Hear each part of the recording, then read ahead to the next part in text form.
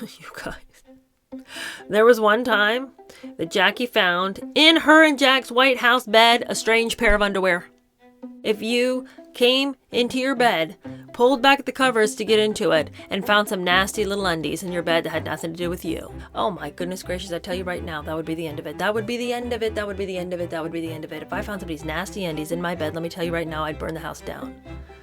Okay, well, she didn't. And you know what she says to him? She says, "Would you please shop around and find who these belong to? They're not my size."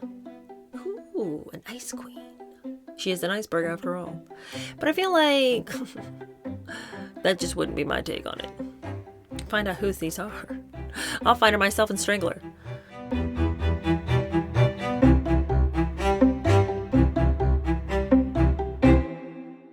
Hello, how are you? Welcome to my channel. My name is Cheer Denise. Thank you for showing back up for another episode of the Jacqueline Bouvier Kennedy story. We're going to continue on in part 2 today. The last time, just to kind of remind you where we're at, last episode was kind of a 2 parts. The beginning of the episode started by talking about the day of the assassination. Gruesome details. Really plopped you down into the gruesomeness of that day. And it gave a feeling and a flavor to the trauma that Jackie was experiencing. So entrenched was I in the drama of that story that I really was not expecting the author to pivot like she did to describe in detail all of Jack's failings prior to that day. And I shouldn't say all of them. She was very specific in what she decided to detail. She pivots very interestingly and quite skillfully, honestly, to discuss the failings of Jack, even as you are at the height of the tragedy and willing to overlook some of the things he had done because of the dramatic moment you're reading about. But she pivots by saying that as Jackie stood with the body of Jack Kennedy, she was trying to think of something that she could give him, something that she could lay with his body that would travel with him in the coffin up to D.C. She was thinking about giving him a St. Christopher medal that she had bought to replace the one that he had lost. It was a gift that she'd given him when they were married, and she tried not to think too much about the fact that he'd been so careless with it. But really, it was quite on brand for him to lose it because he was so careless with so many things, particularly people and the people he was supposed to care about the most. And the author launches into a story about when Jack had lost his bid for the vice presidency, and he went to lick his wounds with George Smather in the Mediterranean. Jackie was in her 3rd pregnancy. She'd had 2 miscarriages prior to this. She had really wanted a baby. They both really wanted a baby. Obviously very important to them, but also very important to the Kennedy family. And she had very difficult pregnancies, but she was close to the end of this one, and she'd wanted Jack to stay with her. But Jack's like, no, I want to go party. I'm feeling really low about what happened politically. I just, I need to blow off some steam. I'm sorry. It's just how it is. And she didn't want to be this clingy wife, so she was like, okay, I guess go, So he goes. She ends up having a miscarriage really late in this pregnancy. They do the emergency cesarean section, and it is a stillbirth. And Jack's not anywhere to be found. His brother, Bobby Kennedy, is the one on her bedside, which this little bit of trauma bonding will come up again later. So if you guys have ever heard rumors about a little relationship with brother Bobby, we're going to talk about that later. But anyway, it all begins now. And Bobby's there to make funeral arrangements, to go to the funeral of little Arabella because both parents can't be there. One is too sick to be there, and the other one is mentally sick.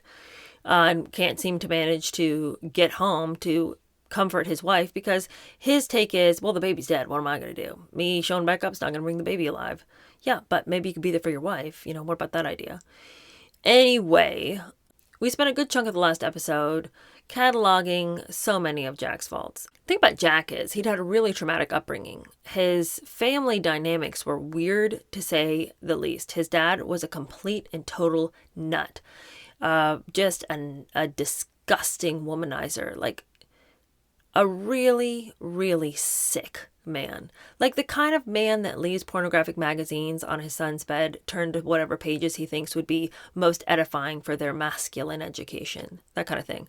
Just a nasty sicko. And there's a lot of rumors too about the fact that, well, he may have had too much to do with Rosemary, if you know what I'm saying. So, that could be a rumor, but judging by so many of the other things that he's known for, Joe Kennedy certainly wasn't in the business of raising men who were decent in any way. But they were very good at pretending to be decent, and Jack had the whole country fooled, but he didn't have Jacqueline fooled. And she had, as we learned from the last episode, not only been abandoned by him as she lay on her sickbed, mourning the loss of this child, but she'd walked in on him when he was a young senator receiving favors from random women under his desk. So it's like she was well aware of his massive issues. But they seem to have had some kind of bond because both of them were similar in a lot of ways. She called them twin icebergs. And I think their ability to disassociate from their inner lives, their really traumatic and chaotic emotional inner lives, and put on a show and be very amused by their own theater. I think their desire to believe the lies in the theater that they were producing was intoxicating to both of them. And they both recognized in the other somebody who could play their part on the stage. I think it was that kind of mirroring between the two of them that really led to this bond that for the rest of us looking on, we just cannot understand why Jackie stayed. But they were both very complicated, having had really difficult childhoods, and both of them had decided that they were going to deal with their difficult childhoods in similar ways. And so I think they spotted in the other person this kindred spirit, this twisted soul that was twisted like their own.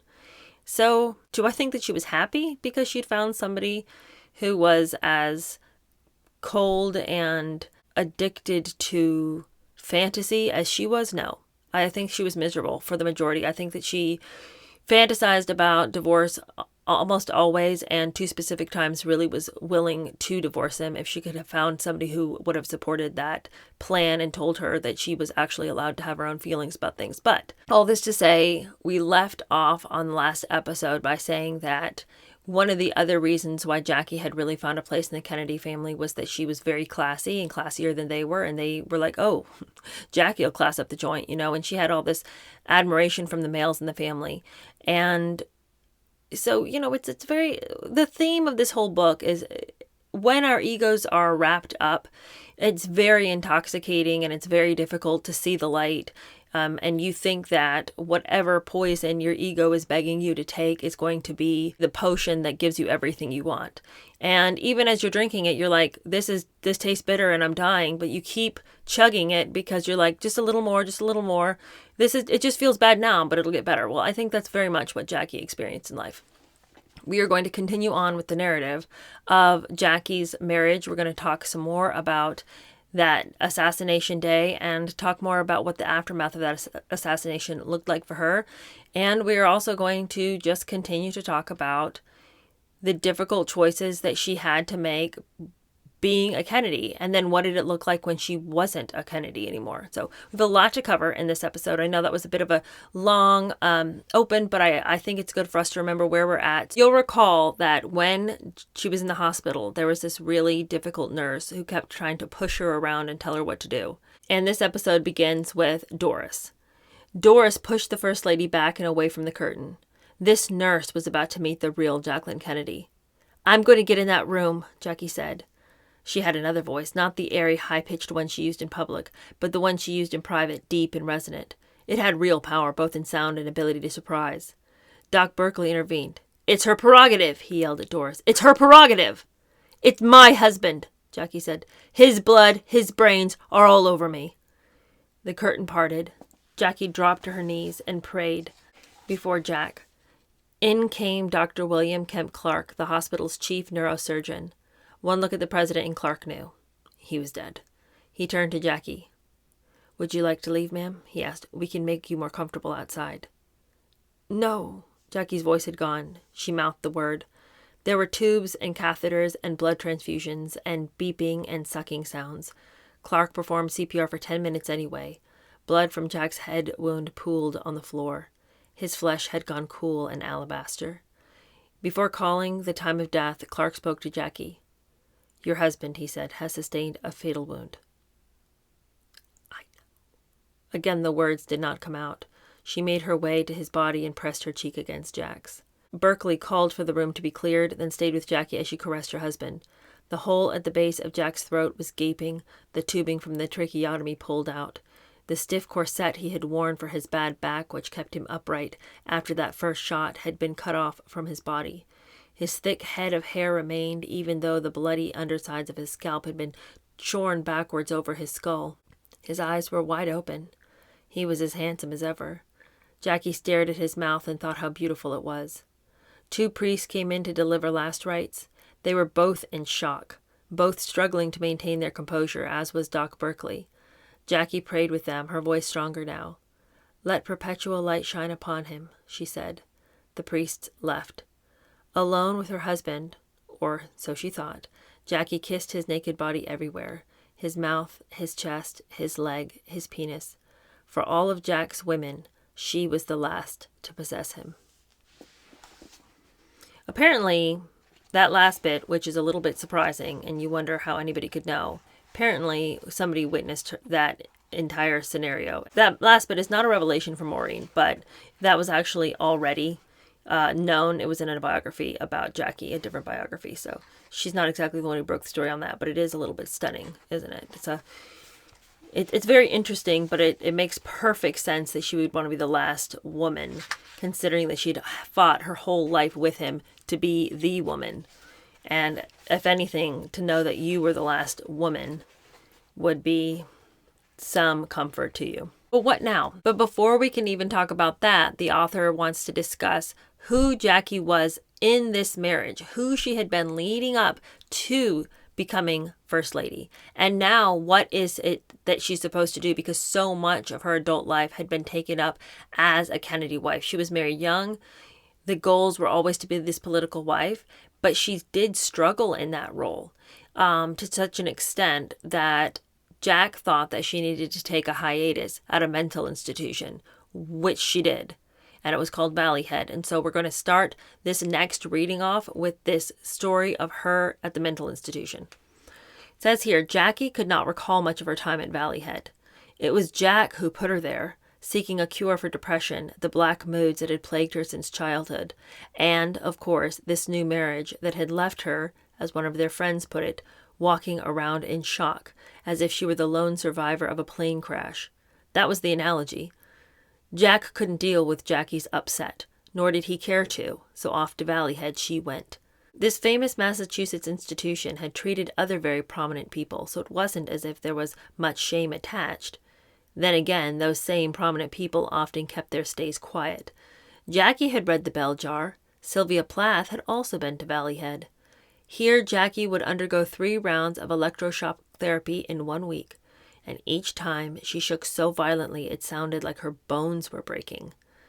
Jack never came to see her. He never called.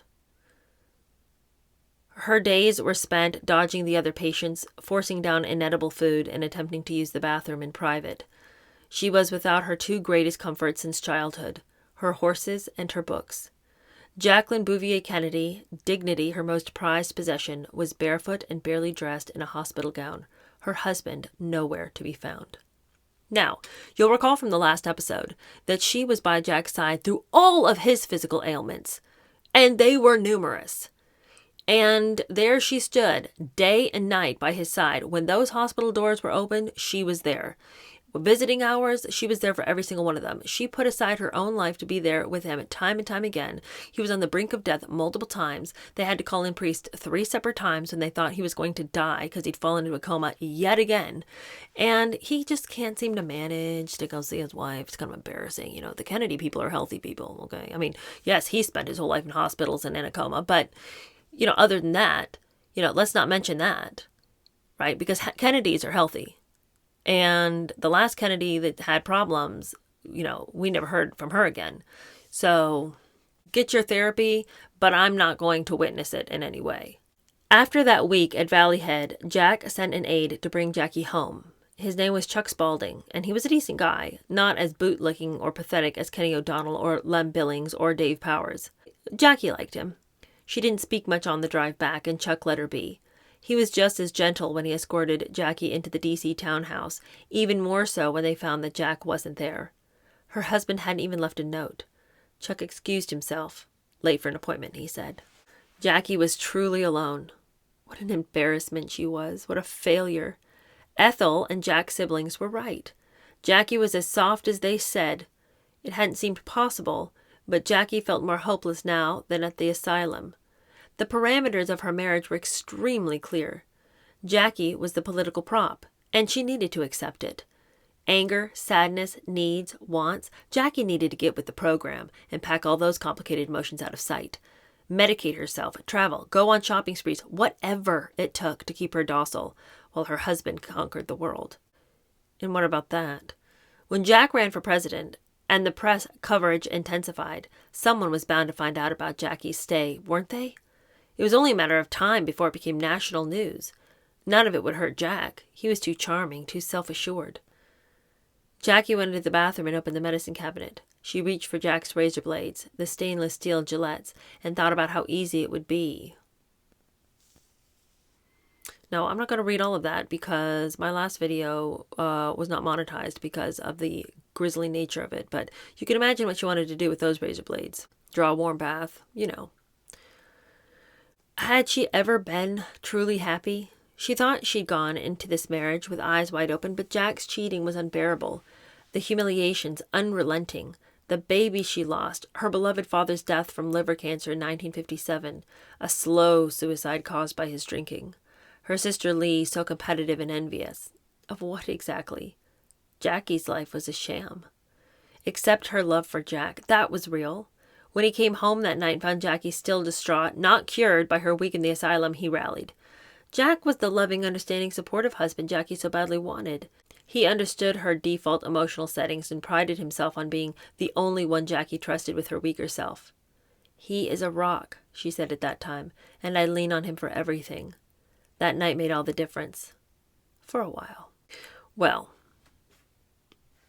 this is the thing about Jack. He, I feel like, was such an odd character because you'll recall that, here he sends her to the asylum, get with the program. You're embarrassing me. Then when she comes back and she's still just as distraught as she was before she left, suddenly he's the good, kind, supportive husband. Come to me, come lay on my chest. I'll take care of you. It's going to be okay. Right? Also, when Arabella dies and he's over there having his big boy time on the yacht with all the babes, he can't be bothered to come and comfort her. But when Patrick dies, they had super trauma bonding over the death of baby Patrick. And so it's like the same incidents can play out, and he's not always this cold dead fish. Sometimes he rallies and is a good husband. And other times he's just as horrific as it is possible to be. And I think that living with somebody who was so inconsistent in their ability to help you, to be a mate for you, would make you go insane. On November 27th, 1957, Jackie gave birth to their first child, bringing Jack and Jackie closer than ever. They named her Caroline after Jackie's sister, whose given name was Caroline Lee. Jack was the first person Jackie saw when she came to, and it was he, not a nurse, wheeling the infant into her hospital room. She would often refer to this as the happiest day of her life. She probably tried to overwrite the last trauma of having a baby girl and her husband nowhere in sight, but the brother being by the side of the bed with this, nice new picture. And probably it felt so good because she had experienced this same thing, except so bad. In that scenario, the baby was dead. It was her brother-in-law by her bed and her husband was nowhere to be found. This time, the baby's alive. Her husband's not only here, but wheeling the baby in. Not a nurse, but her own husband. He's thrilled. She's thrilled. It's so exactly the opposite of what she'd experienced before. Quite frankly, the elation would be almost more than you could bear. It would be the greatest high of your life on a day that's already a high, So Jackie could carry a baby to term, and this was good news. Everyone was like, thank God. We thought that she was just this, completely decrepit individual. Meanwhile, let's not talk about the fact that Jack was but 5 seconds ago about to be in a wheelchair. Jackie's the one who's got some real weak constitution. Thank God she's finally able to have one child. Her baby was also healthy. She was free for now of Jack's sexually transmitted diseases. She and Jack were a real family. She could have another child if she wanted, and another. Jack was just as elated and proud. Now Jackie had power. The girl who'd wanted to write for The New Yorker, who had won Vogue's Prix de Paris award at age 20, who had hoped her entry-level job at the Washington Times Herald's inquiring photographer would springboard her into serious journalism, who had written a screenplay about former First Lady Dolly Madison, had, after all that, bargained that life as Mrs. John F. Kennedy would be a fair trade. In some ways it was. Jack loved Jackie's irreverence, her defiant streaks, her capricious mind. All the qualities Jackie's mother had fought to contain were admired by the Kennedy men. To a point. What she had learned from a young age she would master as a young wife, both in public and in private. Never let anyone know how quickly you see through them. Never let anyone know how deeply you are hurting. Basically, lie to yourself and tell you that being an island on your own is some kind of power and strength. Another lie that so many people believe. Push everyone away. Be alone. There's power there.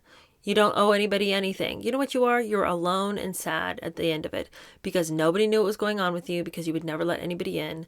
And you can never share how upset you are because you know at the end of the day it is of your own making. Your loneliness is something you created and call it a strength. You know, it's devastating when other people lie to us. But can you ever really come back from it if you are the biggest liar in your own life to yourself? As it turns out, Jackie did have somebody that she liked to talk to and tell her innermost thoughts, and it wasn't her husband, and it wasn't any girlfriend. It was Dr. Frank Finnerty, who was young. He was only 37, but he was a distinguished cardiologist and professor when Jackie met him on the Cape in the spring of 1961.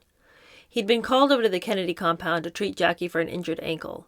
Finnerty seemed kind and grounded, and something in his manner led Jackie to call him on the phone a week later. She began by telling him how her ankle was doing and then asked a favor. "Would you mind," she said, "if I called you once in a while, just to talk, to get an outside opinion on things?" Jackie would reach out to him, never the other way around. She didn't need a physician as much as a friend. She was too afraid to see a therapist. If word ever got out, people would think she was crazy. Would Dr. Finnerty help? I know what's going on," she told him. "I'm not dumb or naive like people around my husband think. His infidelities don't bother me as much as that does." Sometimes Jackie could convince herself of this. It never lasted. All these reporters, and they're almost always men, think I'm strange, that I must live off in my own world not to see what he's up to. I know exactly what he's up to. There were so many women that Jackie didn't know all of their names, or so she told the doctor. She was strong and prideful. She suspected that Lee had slept with her husband. Just once, she was sure, but she never said a thing. She knew about Jack and Pamela Turnier, her own assistant. She knew about Jack's euphemistic, quote, pool parties, held almost daily in the White House, often attended by his brothers Ted and Bobby, and by Jack's various lackeys, and the 2 young White House secretaries who would also join them. Women ran up and down the back stairs whenever Jackie was away, leaving behind blonde hairs and bobby pins, dripping water and passing their half-finished drinks to Secret Service agents as they scurried out the door, no doubt hearing that the First Lady was on her way home. There was the one time, you guys, there was one time that Jackie found in her and Jack's White House bed a strange pair of underwear. Ladies, I ask you, would you ever darken the doorstep of your own home if you came into your bed, pulled back the covers to get into it, and found some nasty little undies in your bed that had nothing to do with you? I tell you right now that I would have run from the house screaming like a banshee into the night. If I found some little heifer's panties in my bed, that would be the end of it for my husband. I tell you that right now. That he would disrespect me to have that affair, but then that he would think so little of me that he wouldn't tell that little nasty skank to pick her things up before she left. Oh my goodness gracious, I tell you right now, that would be the end of it. That would be the end of it. That would be the end of it. That would be the end of it. If I found somebody's nasty undies in my bed, let me tell you right now, I'd burn the house down. Okay, well, she didn't. It's like an eye roll for Jackie. And you know what she says to him? She says, "Would you please shop around and find who these belong to?" she had asked her husband. "They're not my size." Ooh, an ice queen. She is an iceberg after all. But I feel like that just wouldn't be my take on it. Find out whose these are. I'll find her myself and strangle her.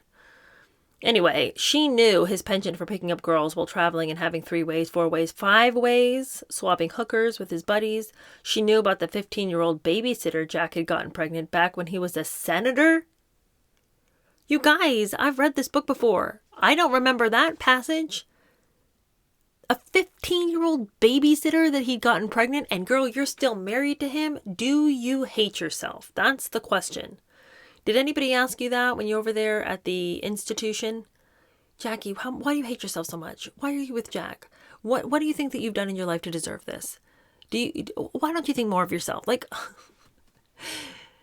what?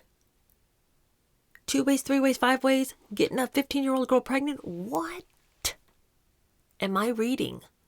And you're still like, well, just a day in the life, though. Just a day in the life. I mean, it's inconvenient, you know. But what are you going to do? You're going to get a divorce. That's what you're going to do.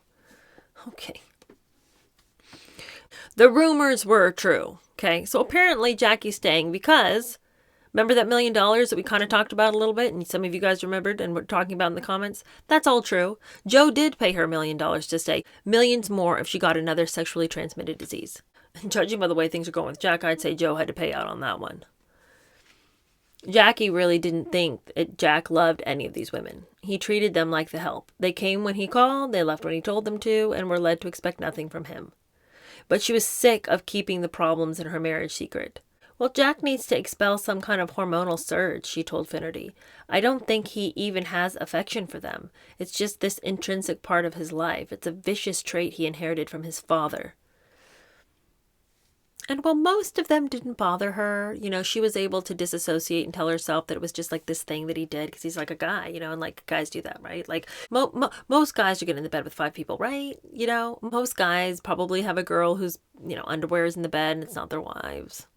Most guys impregnated the 15-year-old babysitter. Like, you know, it's just like a thing he does. You know, he just runs around impregnating the help, you know. It's like, it's just a thing. It's just this quirk, you know. But while she was able to tell herself that, the one person she could not get past was Marilyn Monroe. Marilyn Monroe really bugged her, and for good reason, because there was something about Marilyn Monroe that Jack was drawn to in a way that he was not drawn to by these other people. Like, these other people were beneath him. Like, he used and abused them. And while it's not that he wasn't using and abusing Marilyn Monroe, because he was, he wanted her and was flattered by her attention in a way that these other girls didn't flatter him in any way. But Marilyn Monroe, there was some kind of status associated with being with her.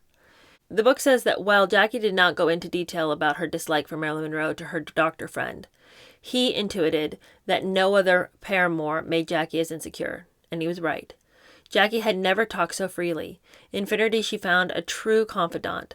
His trustworthiness, his lack of judgment or shock, his ability to come at problems practically and clinically gave Jackie the courage to share her most private dilemma. Her sex life with her husband was not good. So apparently Jack was running around on the power of his good name, because it wasn't because there were rumors that being with him was going to be like a night to remember. Hardly. It was a night to forget. And, you know, if you could have washed your brain with bleach, you'd have done it.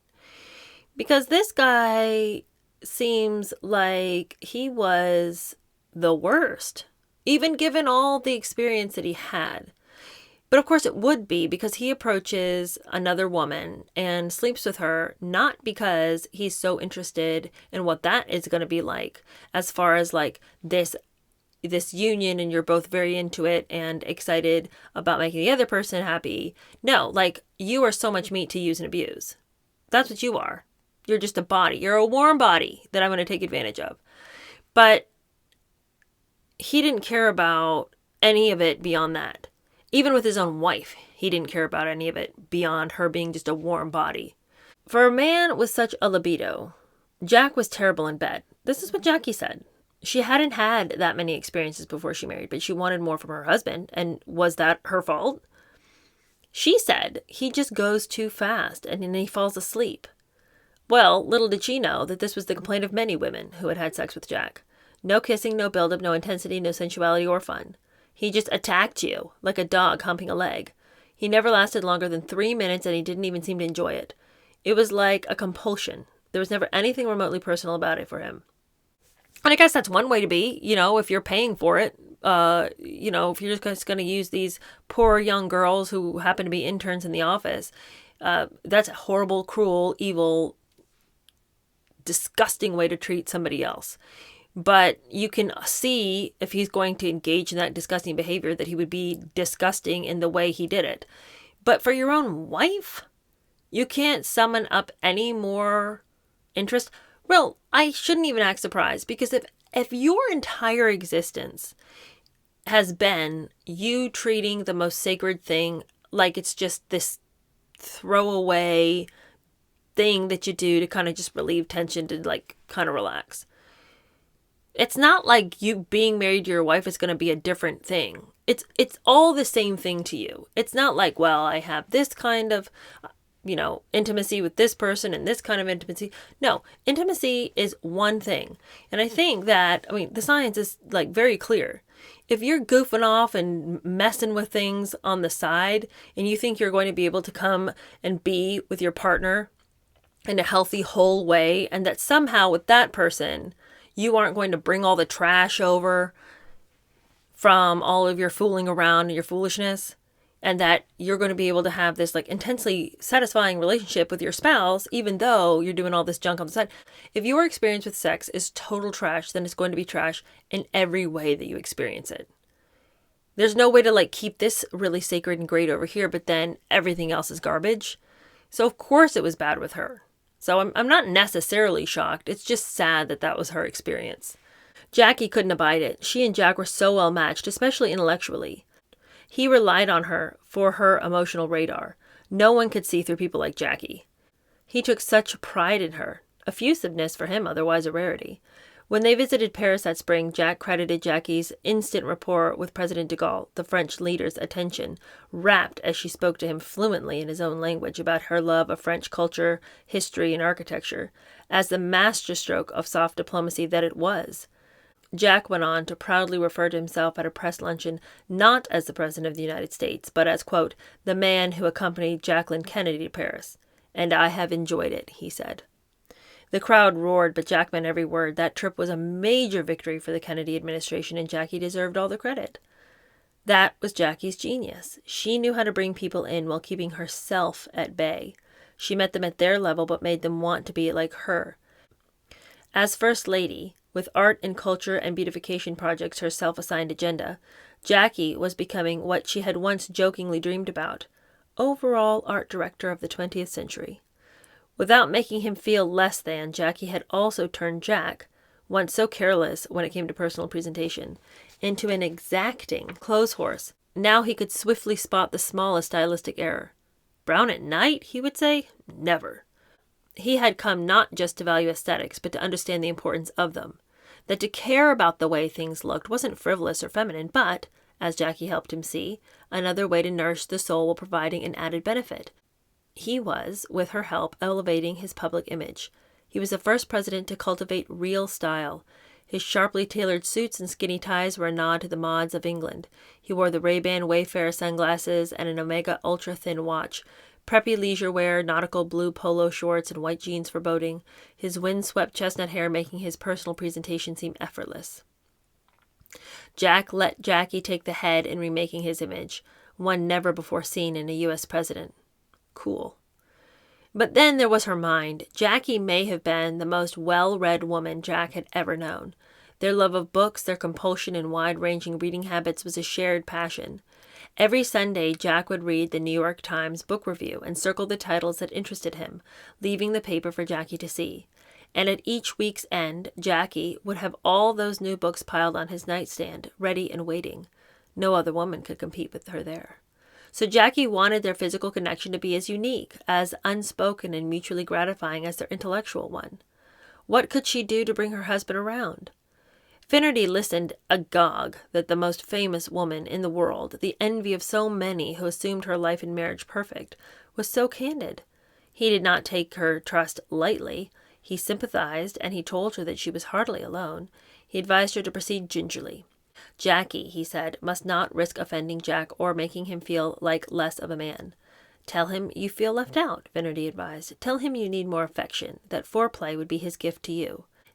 Have the talk over a meal in a non-threatening way and approach it like any other problem two smart people could tackle together, logically and unemotionally. Jackie did just that, and Jack's response surprised her. He had no idea that sex was so important to her, he said. Her interest was impressive. How had a nice girl like her become so well-versed in all things sexual? The way I always do, Jackie told him, through books. So I really like this portion of the book because I really feel like it's shedding some light on why she stayed. You know, that you could be very cynical and say she stayed for money, she stayed for power. And I think that money and power did play a reason in why she was initially attracted to Jack Kennedy. He came from a well-known family. They weren't poor, and she had been raised to find a man who had money who could take care of her. So do I blame her for, spotting the most desired man in the room and trying to make her way towards him when she'd been trained that's what she was supposed to do? Of course I don't blame her. And then of course it's easy then to say, well, but then things were so terrible, why did she stay? But this is why, because he did value her mind. He did think that she was an asset. She was an asset. It wasn't so much lip service. And it wasn't like he was the sort of person who was going to be giving you all kinds of compliments all the time anyway. It wasn't his way. So I think to sense that your husband really valued you would be a reason to stay. When you could see that your relationship to him added not just value to your personal relationship, but it added value to the family you'd married into. And being part of the Kennedy family was that you thought of yourself in the clan, not as a person who happened to have the last name, but what you did reflected everyone in the family. So she was doing her job in this family. She knew the assignment, she was completing it. And there would have been a sense of pride in that, especially because people in the family also came and told you what a great job you were doing. We can't underestimate the necessity of feeling needed. And if she felt that she was needed in this relationship, it would have made you stay. And she certainly felt she was needed. I mean, she felt she was needed when Jack was so sick, and she wanted to be the one woman in his life, unlike his mother, who would actually attend to the needs he had, like the real needs, not the stupid sexual needs, but the real needs of feeling loved and known. And then she liked the fact that she could actually help his campaign. That was real to her. Those were real things that she could do. But then too, just the fact that they were both extremely intelligent people who really enjoyed conversation and in each other found this deep friendship as well. Jack, though he had many, many women, he had his pick of the lot. Anybody he wanted, he could get, which is, again, a testament to his name, because physically he seems like he just wasn't all that he could be. And I don't mean just like in the bed, but he seemed like a weak person, like so sick all the time. The book kind of throws shade at him for, it being a 3-minute situation, but could he physically go more than that? Like, he's not a well person. He has to wear a corset just to sit up straight, so the man is sickly. But to be able to read about the fact that their relationship was really undergirded by friendship and not just because he thought she was a pretty face and, she wore nice clothes and brought the right food to picnics. Like, he really liked her as a person. Why would you throw that away? Because it just seems like when it was good, it was really, really good. And actual substantive things were good. Now, like, he makes me laugh so hard. It was like we're having deep conversations and I can actually help his career, and his family really likes me sometimes. Like, you would be able to convince yourself that just stick it out. It'll all work out in the end. In a way that I never felt like the Carolyn Bessette story and the John Jr. story ever made sense. This, I can actually see why Jackie stayed to some degree, but then again, I remember the 15-year-old that her husband impregnated, and then it all goes out the window again for me. So I'm vacillating between understanding and not understanding. But anyway, Jack and Jackie both thought of themselves as actors. Jack knew he was a product, packaged and sold by his father, and he didn't mind much. He loved Hollywood, movie star, celebrity, and the rarefied air in VIP rooms, having access to anything and anyone he wanted. Famous people fascinated him. Frank Sinatra, the most famous American singer alive, and his crew known as the Rat Pack, became part of Jack's inner circle. He would join them for weekends in Vegas and Palm Beach, where their real-life pleasure-seeking outstripped anything one could see in their movies or nightclub acts or television shows. Image-making was spellbinding to Jack, and something of a salvation. He had survived his illnesses, his lonely childhood, and the sudden losses of 3 younger siblings by staying on the move. Jackie was more complicated. She was introspective, and she kept her own counsel. Becoming First Lady meant camouflaging the spicier parts of her personality in public. The sharp wit, the rebellious nature, the contempt for pretension and airs. Jackie behind the scenes being quite down to earth. The mask she wore was never placid. Never was a hair out of place because she seldom wore her real hair.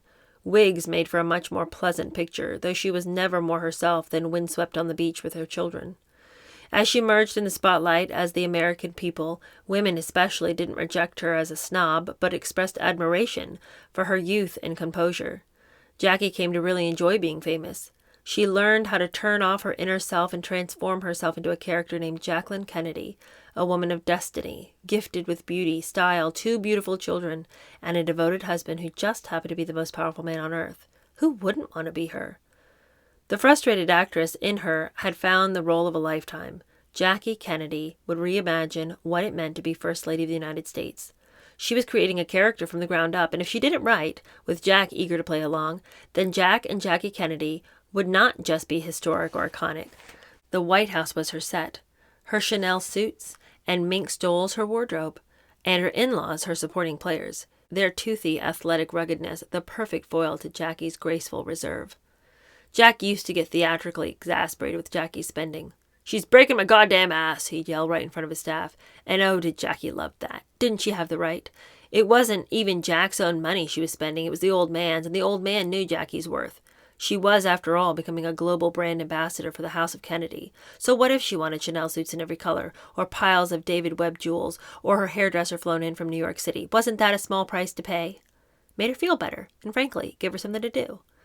Acquiring rare, expensive things filled a hole in Jackie, to be sure. She didn't have to play the faithful wife. That was no act. But she did have to act as a happy one. Like all great stars, she knew when to decline comment, when to play dumb, and when to disappear, as she did the night in May 1962, when Marilyn Monroe, dressed in a shimmering, skin-tight nude gown in front of a packed Madison Square Garden, and the entire world cooed, "Happy birthday," to her husband as he sat in the audience, all but announcing that she and the married president of the United States were having an affair. Jackie was a student of art and cinema. She knew the power of silence, and she had known her absence that night would be infinitely more powerful than her presence. So she stayed on her rented farm in Virginia with her children and her horses, sending the public a careful, nonverbal message. Your First Lady shares your values, and she is also appalled. The trappings of celebrity and garish shows are not for her. She is happy as taking care of her small children far from the spotlight. A spectacle such as that one is far beneath her. Those who knew better, the reporters and the friends and the family members, felt sorry for Jackie, but she didn't want their pity. She cared only for her dignity, and Jack had treated that as an afterthought. Jackie didn't think Jack mean, simply careless. And after so many near-death experiences, such heartless neglect in childhood, never once did his mother touch him affectionately, never so much as tasseling his hair on his little head. She could understand his impulsivity, justified even. But this particular mortification was different. It hurt Jackie deeply. Was this revenge for all she'd done for him? Was he jealous of her fame, of the inner strength that allowed her to survive the loss of her babies and his constant infidelities? At times, Jackie seemed to need no one, though that wasn't true. And she had shown him after her time at Valley Head she really did need her husband. She wanted him, and only him. But the more she made that known to him, the more he pushed her away. This was the second time Jackie really thought she would leave. She gave him an ultimatum, and she meant it. No more contact with Marilyn Monroe. Otherwise, she would divorce him and take the children and cost him his re-election, and the American people would finally know why. Jack complied immediately, and Jackie once again felt her power. But now we're going to leave off that high point of feeling like she finally has a win, she finally has some power, to the point in her life when she felt the absolute lowest. So we're going to pivot back to the day of the assassination and continue our conversation about what happened in the hours right after the assassination. The book says that after her husband's casket was loaded into Air Force One in Dallas, Jackie sat alone in the plane in her blood-spattered pink Chanel suit. The men were afraid to talk to her. Everyone was weeping, even the Secret Service. Some were in a panic, convinced that they were sitting targets on the tarmac. One of them, an Air Force general, was nearly hysterical. Jackie had gone into the plane's rear bathroom and cleaned her face and hair of Jack's blood and brains. She was already regretting that. She'd been shocked upon boarding Air Force One to find Lyndon Johnson, the sheer physical enormity of him, splayed out on the bed she and Jack had made love in the day before, giving dictation. Where was the decorum? How could he not assume she would head to the bedroom, that she might need her privacy? Lyndon had so quickly and easily assumed the mantle of president. Her husband had been dead only 2 hours, and stood before him in disbelief. I should have left the blood on my face, Jackie said to herself. Let them see what they've done. The rest of her body was still splattered with Jack's blood, one leg slathered in it, her gold bracelet caked with it. She was covered in death. Lyndon hastily roused himself and left without saying a word, his secretary fast behind him. What a scene. What a disgusting scene. And could any of us have expected anything else from that disgusting man anyway? Lyndon Johnson was the absolute worst. And I don't think I can even think of one redeeming quality that man had. Just this appalling oaf. Laid out for her on the president's bed was a clean white dress. Who had put it there? No matter, Jackie had no intention of changing into it. She knew what that dress, originally intended for a campaign stop in Austin, would signify. Whitewashing the fresh slaughter of her husband for the history books. Lyndon, like all bullies, was a coward at the core. He was always giving orders while making his staffers watch him sitting on the toilet. Or urinating in his sink, or brandishing his anatomy in front of his female secretaries. What a pig! What a disgusting, nasty, fat pig would do such a thing. But he was different with Jackie. Well, thank God for that, but what kind of demon straight from the pits of hell would find that today would be the day to brandish himself in front of a grieving widow? You know what I mean? It's like, of course today he's going to call it quits. I don't know if he really should get many accolades for that. But anyway, in this situation, he was different, despite the mutual loathing between him and her husband. He was kind to her, gentlemanly, and Jackie liked him. Oh, well, that's good. Now, as he came back into the bedroom with his wife, Ladybird, Lyndon searched for the right words. Honey, he said. He put his arm around her, but left it to his wife. And Jackie had much in common with her, knowing the pain of her famous husband's philandering, to offer condolences. Oh, Jackie, Ladybird said, we never even wanted to be vice president, and now it's come to this. What if I hadn't been there? Jackie said. I'm so glad I was there. It had been her first real campaign trip in years. I don't know what to say, Ladybird was crying. What wounds me most of all is that this should happen in my beloved state of Texas. Look, I love Texas as much as the next person, but Ladybird, this is the thing that wounds you the most? That this tragedy happened in the beloved state of Texas. Lady, really, truly, you Job's comforter, why don't you shut the hell up and sit down? Jackie let the faux pas go. She could see the instant regret on Ladybird's face. Well, at least there's that. Can we get someone to help you put on fresh things? This was no better, but Ladybird was trying. Oh, no, Jackie said, not right now. The cabin was swelteringly hot, the fuselage absorbing the blazing Texas sun as the plane sat idle, the Kennedy and Johnson men fighting over when to take off. Jackie was seated on the bed now, squeezed between the new president and first lady. Trapped. Well, Lyndon said, about the swearing-in. Of course. That was why they were here. They wanted Jackie to stand next to Lyndon as he took the oath of office. It was an image that would go round the world. Without Jackie, instantly the most sympathetic, pitied woman in America, Lyndon would easily lose half the electorate. No wonder that white dress had been laid out. Jackie was meant to look clean, virginal, cool. Lyndon's bride, America's bride. What a desecration of Jackie's marriage, her husband's memory, her own shock and trauma, of what the country was and what was going through. White.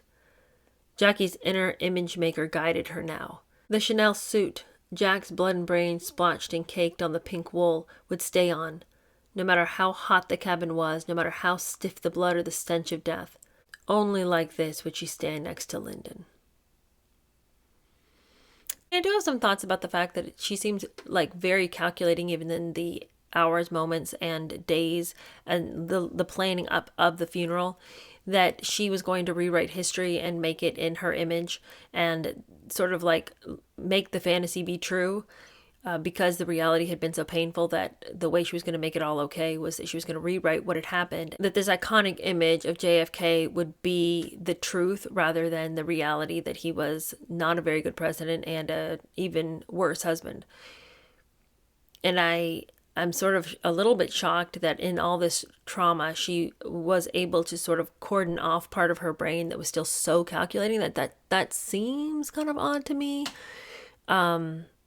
I see why she was doing it. It just seems like very icy to be able to sort of cast and direct and, stage manage all of this after you sat in the back of a car and your husband's brains were splattered all over you. Like, to me, I just don't think I would be able to conjure up the steely core that it would take to then be like, and now we write history, and now I'm going to make this facial expression, and now I'm going to let this conversation run for this length of time.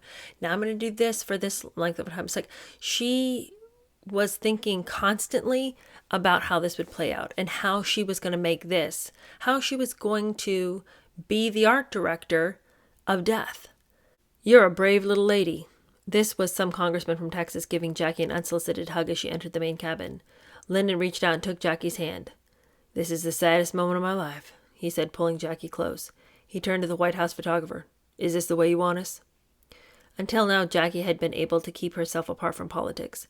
But in this moment, she'd become the most important political figure in America. Her husband was dead. Her small children fatherless, yet the most pressing matters on the plane were, when would Jackie clean herself up? Who could talk her into changing her dress? Would she support the new administration? Or would she join with Bobby and the rest of the Kennedys in undermining Lyndon and make him a one-term president? Nothing and no one was sacred. Jackie was property now, and there was a battle underway as to who could claim her, the Lyndon Johnsons or the Kennedys. Every moment, every photograph, every note taken by reporters, every detail recorded by all these men who would go on to write biographies of her husband, all of it now had extraordinary weight. She understood instantly. Optics.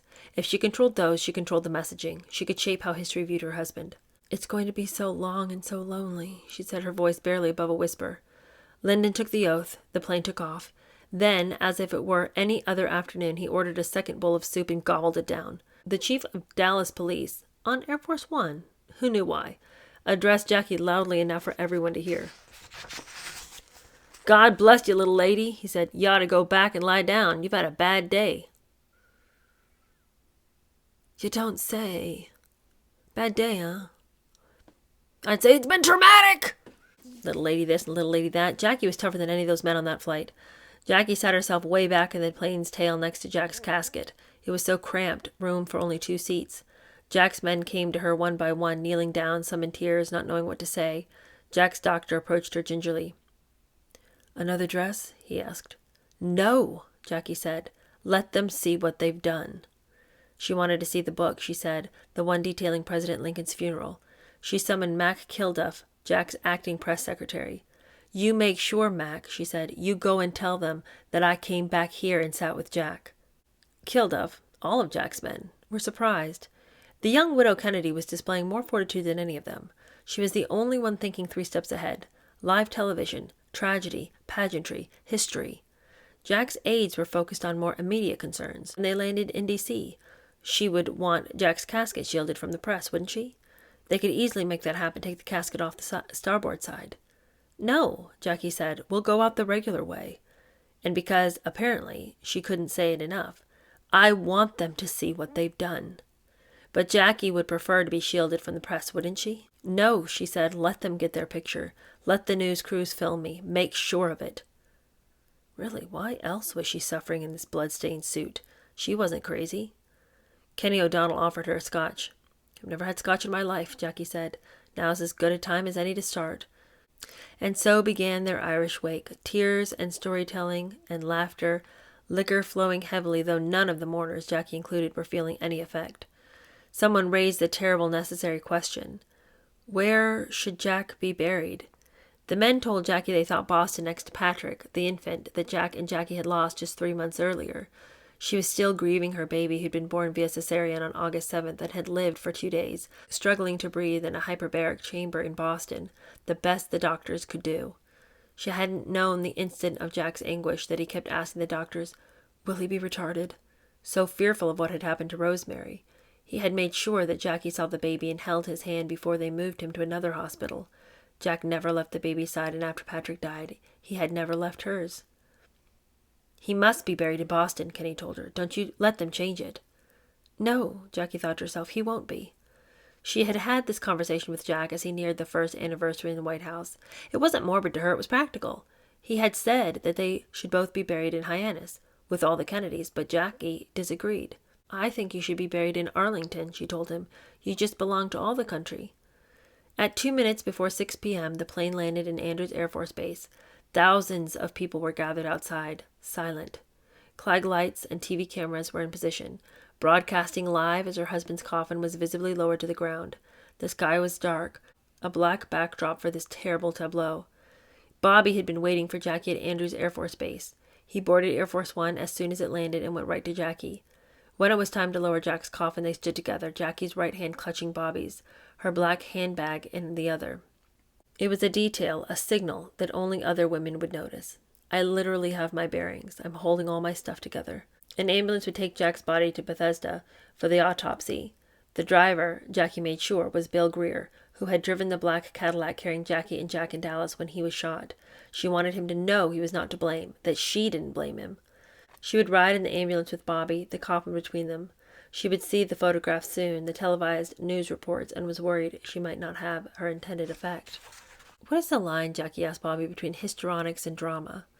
She was going for high theater, but worried she might verge on camp. She knew that Bobby knew that her question, her intention was pure. This was all for Jack. From the moment she left Air Force One with Jack's casket until the moment she went into the ground, Jackie was on a self-appointed mission. Statecraft and stagecraft. Legacy. Okay, so that's where we're going to end for this particular episode because we've reached an hour. And well, this author claims that Jackie's motivation was pure and that she was doing all of this for Jack and that there was no intention other than the desire to protect his image. I would put forth to you that it was not just to protect his image, because he's dead. And the history books are going to write what the history books say, but he will be none the wiser. But she's not dead. And if in his death he is not immortalized, and the scathing truth begins to come out about who he was in life, then she is the one that will have to bear the pain of hearing her husband discussed in such a vile way. And she is going to have to be the one to bear the side eyes as everybody wonders, but why did you stay with him? And she is going to have to be the one who's going to have to sit there at night and think, well, why did I stay with him? Why didn't I leave him years and years before when I could? And so, while I do think that her love for him did guide her desire for the world to remember him in a certain way, if he had truly been that way, she wouldn't have had to go into overdrive to make sure and to preserve this legacy, this fantasy, this Camelot that everybody knew at the time when she tried to put forth this idea that it was a little bit like, is that really true? There's plenty of people in the know who knew what she was up to, that she was in the height of everybody's emotion, taking advantage of their desire to believe the best, to cement the best in everyone's minds. But if he'd been all those things, she would never have had to go to such lengths. And so, pure, I would not say. Had nothing to... Jack's dead. Jack's dead. He's never going to be the wiser. But again, she's going to have to be the one who lives with it. She's going to have to be the one who lives with who she was with. And so, it's not even what everybody else is going to say to her. It's not even the side eyes everyone else is going to give to her. If she can cement in the history books the idea that he was a great man and that she, by association, was a great woman and they had been great together, then maybe she can forget the fact that she'd been miserable for all those years. And she can cap off this part of her life as having been this very noble thing she was a part of, this fairy tale marriage that was almost too good to be true. And she can move on with her life because she's going to choose to believe this this had been a fantasy that she'd had the privilege of. Not that it had been this horrifically traumatic and tragic and horrible marriage that then ended in the explosion of her husband's head in her lap. You know, she wrote this fantasy not for John F. Kennedy, and not even completely for the American people, but so that she could move on with her life. So that she could be deluded enough into believing that what she'd experienced with him was actually really good. And that you should be jealous you weren't part of it. Okay, that is the end of that episode. But the next time we come, we're going to finish this chapter. And then there's one final chapter about her. That's when she marries Onassis. And after that, we have the epilogue. So we still have a lot of material to cover. A lot of material to cover. And it doesn't get less crazy. Okay, I'll see you guys later this week. Talk to you guys later. Bye.